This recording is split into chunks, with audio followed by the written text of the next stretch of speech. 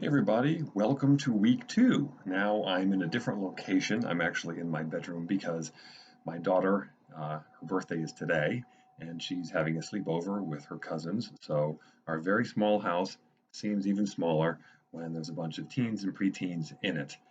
So that's why I'm here. I think a lot of you can understand where I'm coming from because I know many of you do have kids and many of you have been working from home, so you understand kind of the whole idea of trying to find places to do some work in your house, and it can be a bit challenging. So right now it's just me and the dog just kind of hanging out here lazily on the floor. Um, so just bear with me as I'm in a different location now.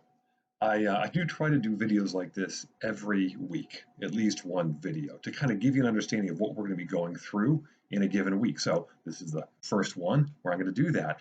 The primary thing we're going to focus on this week is informal communication. So we will be talking about formal communication. That's going to be stuff like interviews, frankly, the most formal kind of communication you're going to be doing when preparing for the job.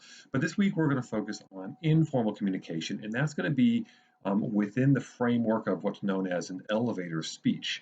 And so you're going to be doing that in the discussion board this week. You're going to be developing an elevator speech, okay?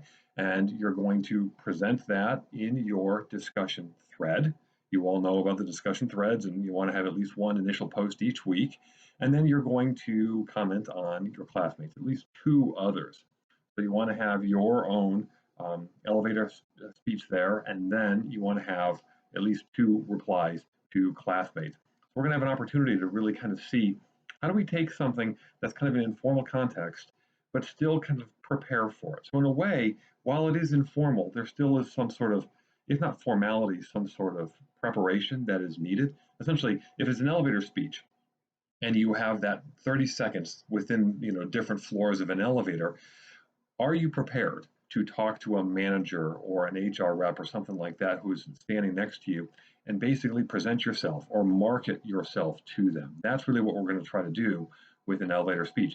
There are a number of other assignments this week. So there's going to be a reflection. There's going to be a global awareness assignment, which is a really interesting one. And that's where you're going to do a very short interview with somebody you know, ideally somebody in your field, someone you work with. But I know that can be a bit of a stretch for some people because of the pandemic, and some of you may not be at work right now or something. But the goal is really to get you to talk to somebody who's different from you.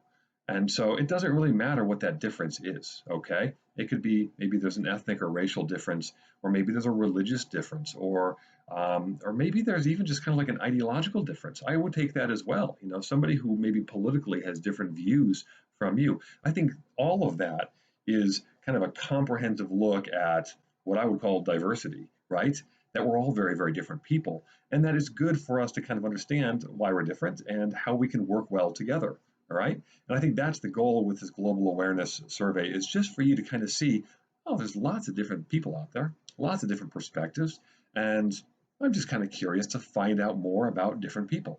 So it's an opportunity to really kind of learn something new and maybe even kind of fun to do as well. So make sure you follow the instructions very closely on that, and the reflection and a couple of the other assignments. But this week we should get a lot of really interesting conversation going, and you should be challenged in a variety of different ways. But hopefully you learn a lot and maybe even have some fun in the process. Thanks, folks.